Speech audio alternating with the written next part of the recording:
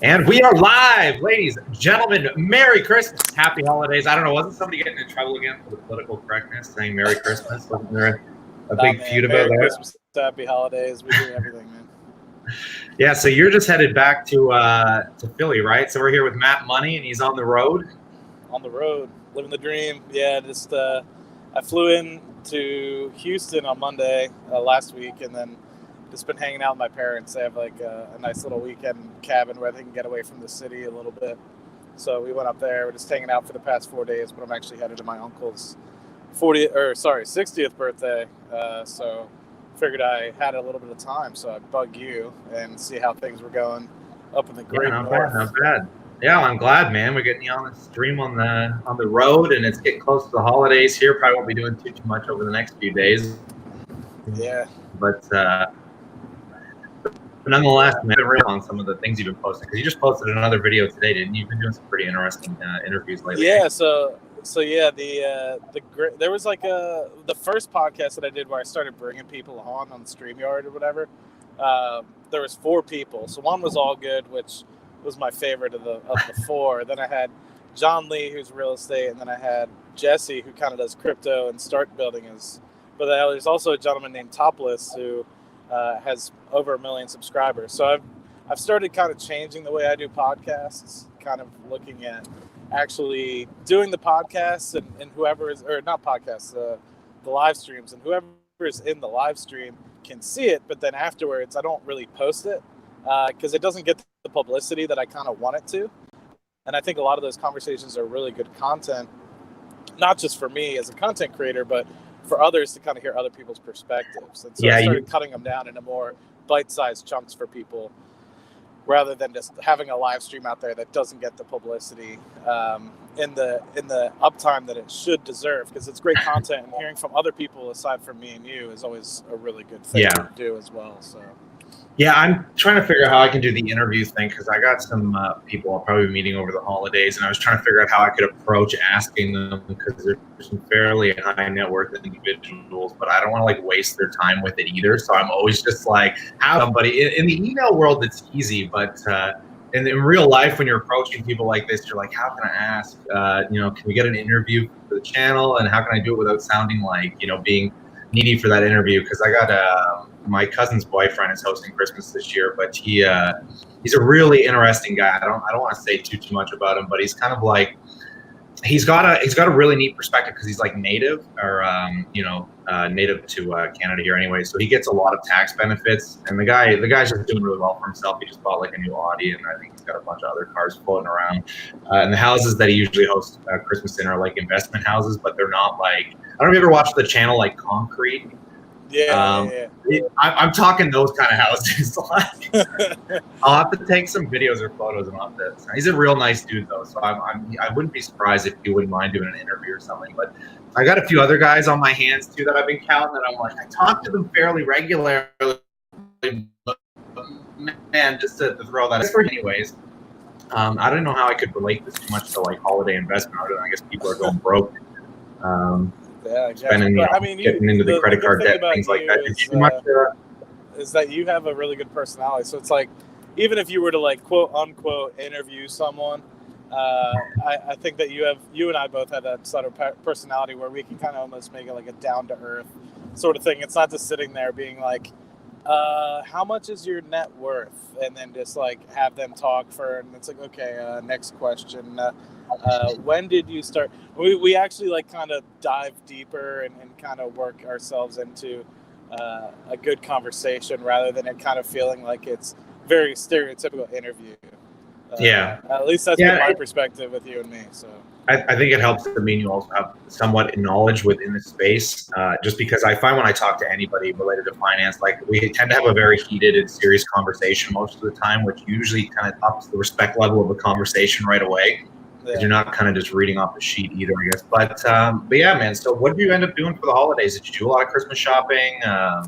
What do you do much? Because you're all over the board, right? Yeah, I don't. I think me and my family, we've kind of come to like a truce where like we all have different like financial situations, and so it's kind of like they have kids, I got like my own stuff going on, so we've all kind of agreed like presents really aren't the thing. So we saw, generally speaking, it's like now that all this place, like one of my brothers, only brother, he now, and I live in Trinidad. So it's like, it's just a blessing almost for us now to all kind of get together.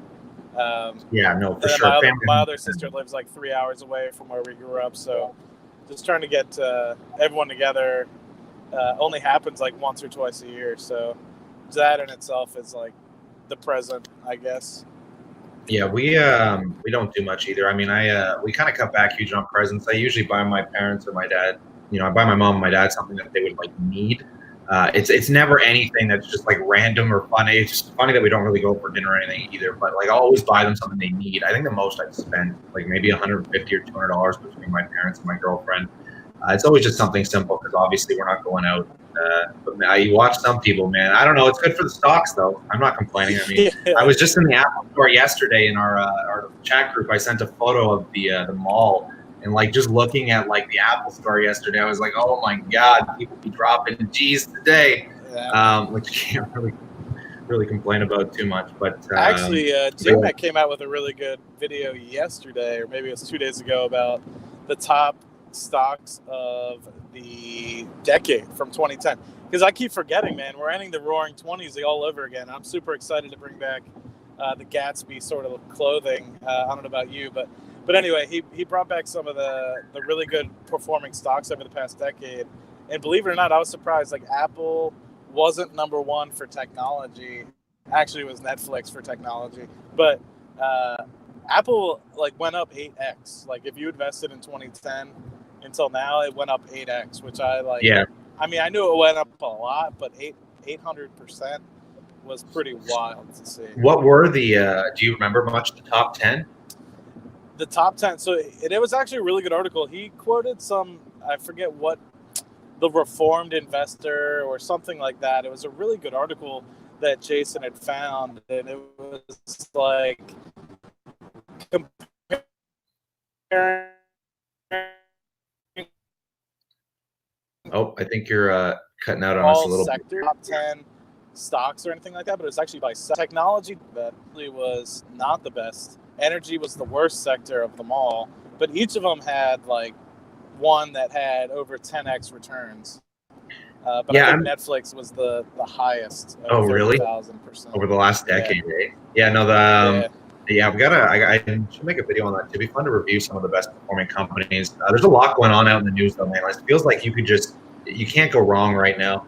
I was just looking at news this morning on my worst performing stock, which is GEO Group, which I'm sure most people are aware of, and it's been on a tear lately. And on top of that, in California, where they just banned prisons, or private prison contracts going in January 1st, Trump actually just issued with the the ICE. That they're going to allow more of those over-the-border camps or whatever they're called. I can't remember what the term for it was, but they kind of just slipped it in there before the contract finalizes, which gives them like another decade of like basically like functional, not what are they called when you those camps for over the border people? I can't remember off the top of my head anymore. But yeah, I just feel so like it's crazy right now. When was the last time we had a market run like this? It's been pretty quiet since like 2018 or going into 2018. So I mean, this holiday season has been throwing money to everybody. I want to take a look. I mean, the last time I can think is the last dip before I would say the last like kind of correction that we had, which was like last year was obviously end of last year. We had a pretty big dip, and that's what I think has allowed us to kind of have this large year-to-date gains, is because we actually were kind of coming out of a correction in late 2018. But the only time before then that is really memorable for me is, I would say, like January, February of 2016. I've seen like stocks kind of rally like this, and that was when like Boeing went down to like $110, and I wish I had bought it back then, because obviously that would be a pretty nice capital gain, and obviously the dividends in Boeing have like skyrocketed as well. But that's the only last time I really memorably can think about like how stocks have really rallied since is those two kind of correction points.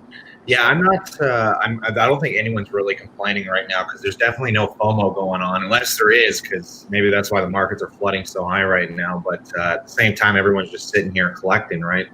It's pretty fascinating, to be honest, because I definitely did not plan on seeing any of these kind of capital gains this year. Going into next year, though, there's a lot of it's fun watching the analysts. I was going to joke about the CNBC stuff, but I've been reading so many articles, and it's always just like, oh, we're going to have a great year next year. Just don't plan on it being that much greater because, like, all the gains are for this year, and then everything's going to level out in the next year. But I can't get over how wrong these guys have been, like, 99% of the time. I've watched them so many times go on. Like that first big dip that we had in 2018 there that really, like, kind of rocked the markets a bit. Like, there were so many people when it came back saying, like, yo, you better be careful here. Things aren't going to last. Like, this is the first dip into a serious decline. And that just didn't happen, right? But, I mean, there's so much going on right now. And it's, like, it's crazy to think that how, like, going into the end of this year, people are going to be so used to it, right? I just made a video where I was showing a video of Janet Yellen when she's just after that 2008 crash, where she was saying that that there would never be another financial crisis in our lifetime. Unbelievable statements, man. And every time we get these crazy rallies or even that big dip, any kind of major movement in the market, I always think back to that moment. I'm like, you know, is she ever going to be wrong? Or was she like the dead final hammer nail statement to the stock market? That statement was brutal, man. It's pretty crazy for the Federal Reserve Chair to be throwing statements out like that. Like, no one says stuff like that. So, I mean, it's still gonna. I feel like I get a false confidence even as well. Like I know a lot of people off the years ago, and then I feel like a lot of people have sort of rushed in. And I'm not really talking about the younger folks because obviously, you know, they can only start investing at 18, and the fact that a lot of these younger 22, 23-year-olds, I think that's great. You can't really get involved much earlier than that. But I think like some of the older coworkers that I have, mid-30s, late 30s, early 40s, they're like just getting into it. And I feel like they kind of all getting like a false sense of confidence. And even me as well, because I've been involved like the last 6-7 years and we're on a 10-year run at this point. I'm like, okay, like I talk about the fact that like I'll invest through the cycle and I will, no matter what happens to the market, as long as I keep my job, I'll continue to invest. But I always wonder, like, is that once I do start seeing these, you know, I've stomached the 10% losses really easily. I'm like, I get excited actually, which is kind of weird. People think I'm like, you know, weird in the office when like in 2016 we saw some of these dips, and then late 2018 we saw some of these dips, and I'm like walking around the office like hopping on my feet. Like people are like, what's wrong with you? Like the market's down. And I'm like, no, like I don't think you understand. But I really wonder if I start getting to these 20, 30%, 40% sort of losses, if I'll keep that confidence. As long as, I don't know, I feel like my plan is kind of in place. And so I feel like I kind of know what the plan is, as long as it kind of continues to feed into my plan and my strategy is working. I'm going to be super excited. But yeah, for those of you that are... Yeah, sorry to interrupt. I'm just saying because you kind of chop in and out. I just want for anybody that just got on the stream here to just know that Matt's actually in his car right now. So if he cuts in and out, that might be why.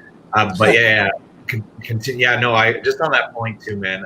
It's weird. I'd love to know what you guys actually think, just in the comments there about what your like emotional cycle is around this, because usually, like, first, I love buying stocks because they haven't done anything. And it's just so easy to be like, oh, another month from now, it's the same price or it's a little lower. I can just keep buying and keep buying. But then all of a sudden, it's just like it goes up and you feel like you're a genius. But then it just kept going and going. And then after a while, I'm like, is it ever going to stop? Like, I still want to buy stocks. Yeah. And I don't want to be paying like a 20% premium here. I'm like, and now all of a sudden, I'm like cringing at it. And I'm like, it's great, but like it's not helping me here in the short term, that's for sure. So I'm curious, what are you kind of loading up on at the moment? The only thing that I'm probably going to finish leveraging into is going into the end of the year, just because I want to get more money in my tax-free savings account, because at the beginning of the year you get that 6,000 contribution limit. I'm probably just going to liquidate most of my MO shares in my managed account and then reload the boat on them in my tax-free savings account. So I'll probably buy back some shares in MO, British American Tobacco, and the last stock I'll probably finish off with will be GEO Group, just because I'm still down so much on it, and I still love the company. I've been buying GEO Group in the 14s and like the high 13s there, and just kind of slowly averaging it in. But because I can't just throw money in my tax-free savings account, I've only been able to use dividends, which slows me down a little bit. But those are the only companies that I'm still kind of in favor with. But other than that, I still kind of like Johnson & Johnson if it would pull back a little bit. But I mean, everything's on a tear, man. So it's just keep cost averaging, I guess. But going into next year, I'm trying to pick some sectors that I might enjoy, because I'm still looking into REITs, but they've been on one hell of a tear this year. On the Canadian side anyways, I don't know about the US. I know Realty Income's down, but in Canada here, we have a lot of commercial REITs that have been on fire. And I've been trying to look at a smaller cap one that I can trust, just to keep my dividends coming in. But are you focusing on any specific sectors for next year?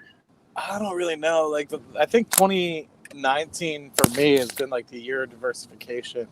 And so like I was really low in terms of industrial stocks and healthcare stocks, and the large purchases for me in 3M, Caterpillar really helped my industrial sector allocation. And then the large purchases that I had in AbbVie with like close to 100 shares, or maybe even more. I don't remember how much I have of AbbVie now, but that has really helped my healthcare sector. So at this point, it's like I feel as though most of the time I'm pretty well rounded. A lot of my sectors, if I were Can to I use ask like you real quick, how many stocks do you own?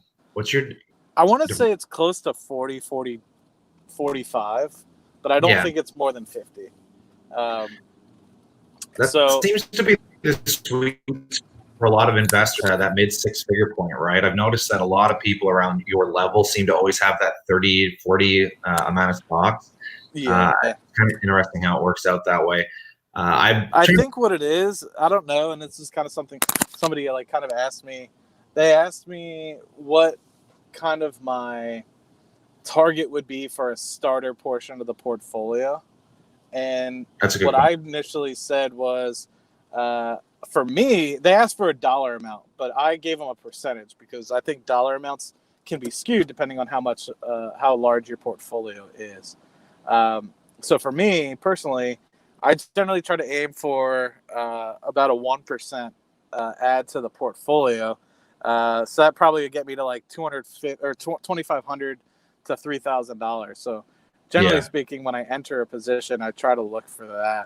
And then any of the larger positions might get up to 12 or so, 13,000, with I think my largest position being 15,000 at the moment. But yeah, you're in a really sweet spot there, but it's a little bit different for you, right? Because I just noticed it's harder for people, even at my level, like, because the way I started investing is a lot different than now. But even still, back then you don't have much of a choice. But the way I started structuring my whole portfolio, I've kind of got this pretty down concrete at this point. Is I'm trying to pick what I would consider the highest growth, and along with dividend growth to the portfolio, because in the short term here, I'm not trying to diversify right away. I'm trying to core focus the portfolio. I'm basically looking probably somewhere between 20 and 30 positions once the portfolio is filled out. But every single year, I'm just trying to focus on like one or two companies that I want to be part of the portfolio, and just hammer everything in until they get to scale, which would probably be between $5,000 and $10,000, and then move on to the next one, and then do that until my portfolio gets somewhere between 200 and 300K, and then probably just set up a drip.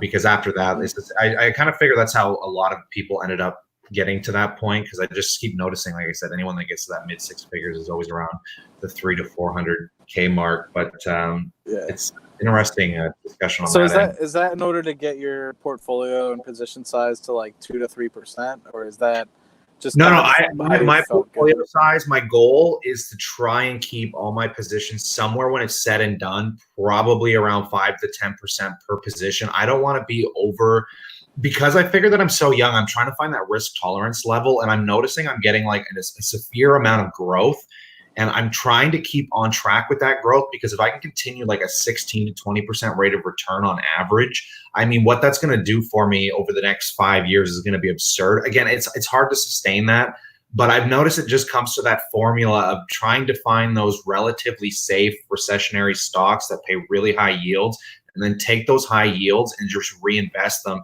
into something else that either is going to give you straight growth or yield. Like you can, and it's pretty easy to pick these companies, right? Because we're just talking Apple, Facebook, Microsoft, Google, like just a small handful of those growth companies, along with those really high yielding, relatively safe, dividend stocks like MO and BTI can be. I mean, that really drives the portfolio, right? Considering, look at when I don't know when you were buying MO, but I only recently got into it because of the dip. And like where I've been buying it, I'm already up 10 to 15% on my tobacco positions. Plus, you're getting that 6% yield. So, I mean, that right there already is just absolutely absurd when we're talking about rates of return here. But I want to come back to this in a sec, but I think it would be a fun, I was just watching a video. I just wanted to segue to this a little bit. This is a really off topic deal here, just to keep this a little bit more interesting.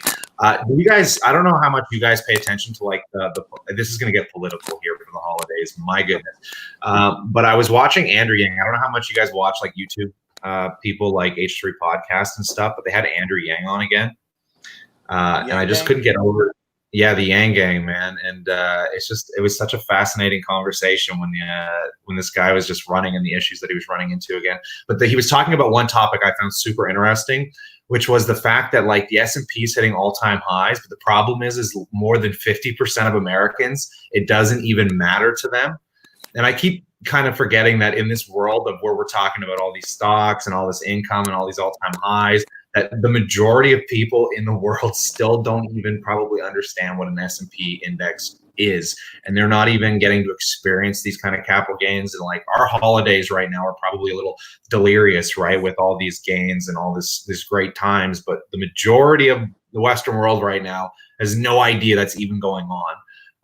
And I just wanted to touch base on that too, just to remind people. I think it's an interesting thing to keep reminding ourselves that I'm glad that we're out here educating and, trying to spread this out and get new people into it. And I noticed that mine and your age group and our demographics are extremely around our age. So they're people that are just kind of getting fresh into this. So I'm really glad that we're able to share this knowledge, because I think it's crazy to me that most people can't intelligently take advantage of this and get the benefits that me and you are seeing, especially at our age, right? Like we're so young to be doing this, and it blows my mind. There's just people in their 40s and 50s that are only just getting into it now. So I think we're doing the right thing here, man. So I'm glad that we're popping on the holidays, sharing some knowledge. We got 6 people on here, which is more than I was expecting, to be honest. But yeah, back to the discussion. Sorry, that was one heck of a tangent. I'm not trying to promote Andrew Yang here. I live in Canada, so I don't even care. But I just thought it was a fascinating discussion because, even with Trump yelling out all-time highs, right? Keep forgetting that most people don't really seem to care. But anyways, so yeah, going into what are you? You said you were banking on cash though going into next year too, weren't you? I noticed a lot of people getting a little bit of cash. I think part of it for me is some of the so not just the fact that I think stocks are high. I think that that's part of it, but just my allocation towards stock in general is abnormally high, and I think there are other avenues in which I can kind of balance out my portfolio.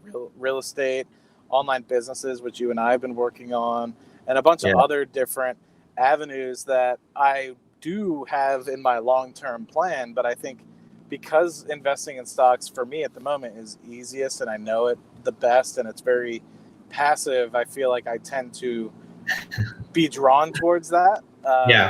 And so what I've been wanting to do is kind of get more of this cash float, so that as like a business, if I were to look at my life as a business, as a company, talking about Matt Money Co., I guess you could call it as a joke, but looking at that as if I were able to stack paper and see a deal, whether it's real estate, see a deal, whether it's an online business that you and I can work on, or other people could work on, then I have that working capital and I don't need to sell anything to be able to acquire that.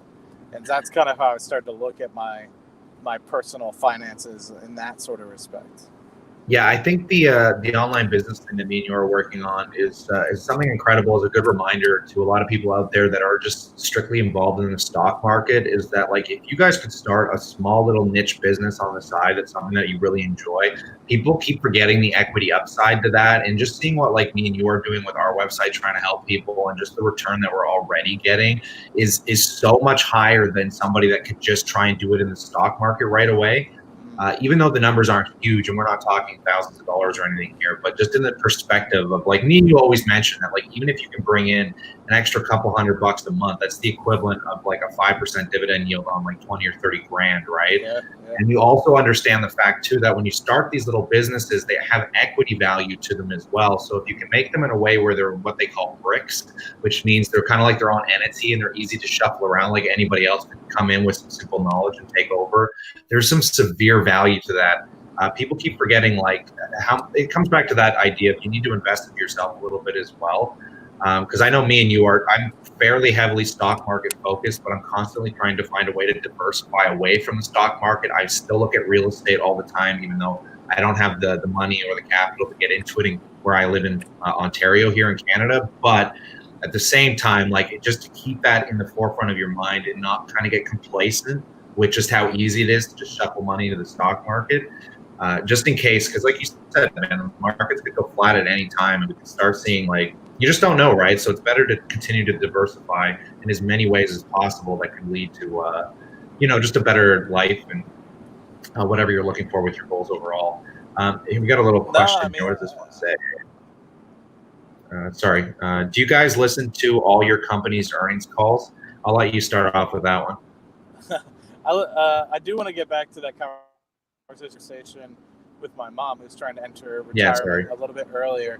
But I'll answer that question as well. I try to listen to the majority of companies' earnings calls, or at least investigate how they're doing. So I know for a fact that most of the time I look at Wells Fargo, definitely look at Johnson & Johnson, AT&T. Don't really look at Verizon's as much. I just am more comfortable with that one. I don't know why. I look at a lot of the oil industry. Oh, is Matt going under a tunnel? Aaron, there you're back now. You're back. Continue that. Okay, sorry about that. So yeah, oil industry, obviously, because I'm a stakeholder in terms of that's my day job, as well as I'm a big stockholder in oil industry as well. I don't really look at AbbVie. I trust AbbVie. I don't know why. I should look at AbbVie a little bit more. But I would say I would look at least 50% of them. So I don't have all the time to be able to looking at every single one.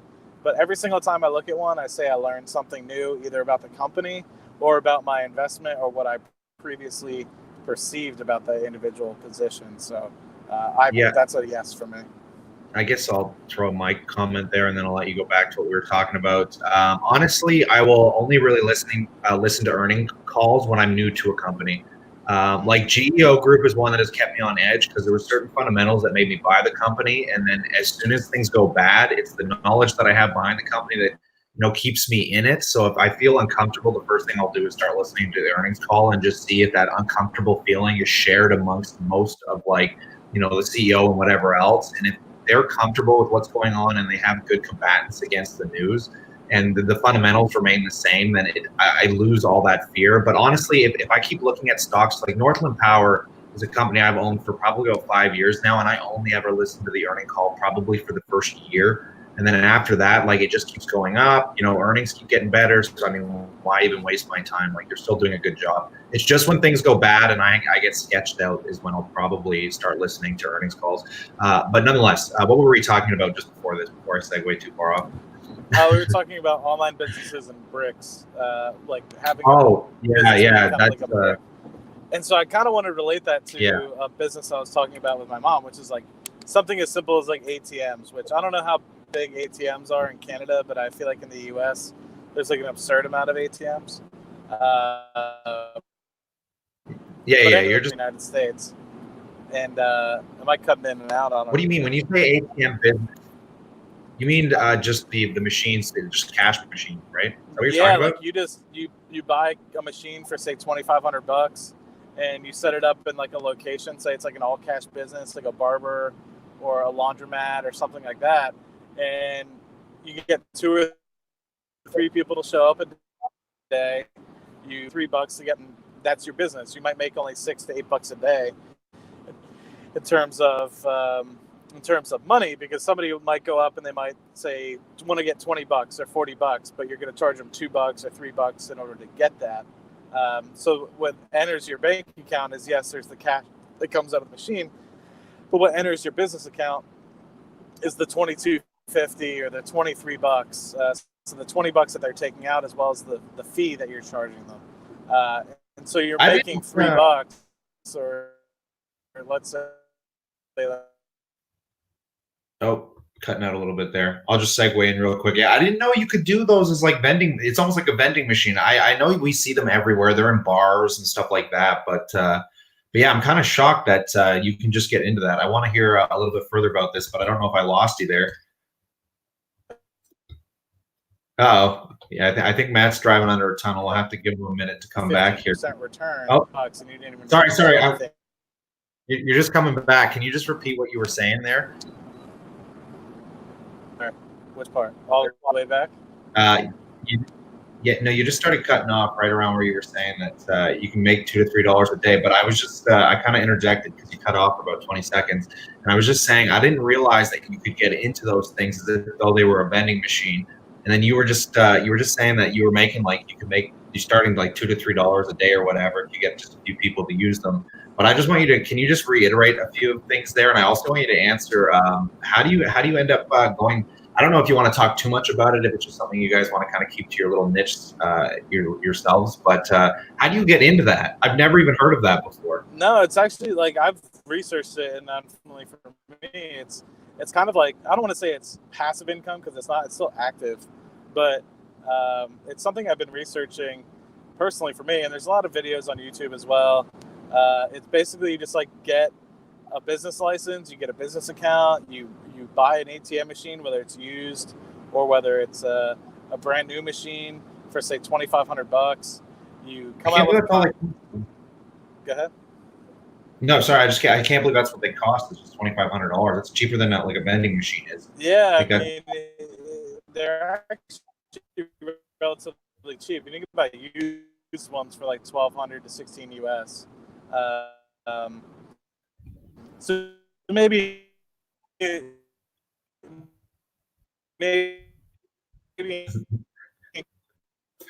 sound like you're driving under a tunnel. I don't know what's going on, Matt. We're losing you. I'm sorry, but yeah, hopefully you can hear me. It's I can hear you a little better. You're on and off. Okay, sorry. Yeah, it's 2 to 3 people a day. You get $2 to $3 per transaction. That's anywhere between $6 to $9, and so people might be like, $69. That's not a lot, but $69 times that by 300 days. You know what I mean? Like that ends up being a couple hundred or a couple $1,000s a year, and within a year you paid off your ATM, and then you just take that money, you buy another ATM, and you start getting yourself into a place where you have 4 or 5 machines that are doing $6 to $9 a day. Then you're getting yourself to the place where you're making $40-$50 US a day. Yeah. And it relatively is easy. You might have to fill it up once a week, twice a month, depending on how many bills you have in there. And then exactly what you were saying earlier with respect to the fact that like it's a brick. It's like, okay, well, once you find the location, and that location, let's say, makes $500 US a month. So it ends up making $6,000 US a year. You could take that and sell that for 2 to 3 times cash flow. You know what I mean? Just like any normal that you started in that location, and sell it for, let's say, $12,000 to $18,000. Yeah. And flip it like that. Things sort of out with my parents, especially my marriage. She's trying to get out of like the 9 to 5 sort of thing. I was like, well, you could do that. And some people might be like, well, cash is on the decline, but even from Visa's reports, MasterCard's reports, 80% of transactions across the world are still in cash. So Yeah, I think because now that you say that, I'm curious. I almost want to look into it, not for myself personally, but just to see, because I keep seeing them in bars all the time, and I'm curious. I always thought it was done through a bank or something, but I never actually looked into the business behind vending or just the ATMs. So it'd be really neat to see what they charge for them. There was a lady here that was just Lydia was just saying that you can get these vending machines for cheap on eBay, but I've never actually looked into it. So it's kind of interesting, but yeah, it's a fascinating little thing. I noticed all these little niches on YouTube, like the laundry mats, and they're really, excuse me, blowing up. They're going viral, like all these people counting change at the vending machines and like all these kind of games and just seeing what you can make. But it seems like a fun little side hustle. Oh. It's a guy that hustle. There's a guy haircut over Thanksgiving. Hopefully, you can still hear me. But there's a guy that I got my haircut from on Thanksgiving, and he was charging us. It was like a real good barber or whatever. Charging like he had a vending machine, so it's like 30 US, and nobody was showing up with cash. Well, this guy's not only making a haircut, which is absurd, but then people are going to his ATM machine to take out 30 US and paying probably $2.50 or $3 action, and I'm just like really killing it. Like I saw literally 50% of the people that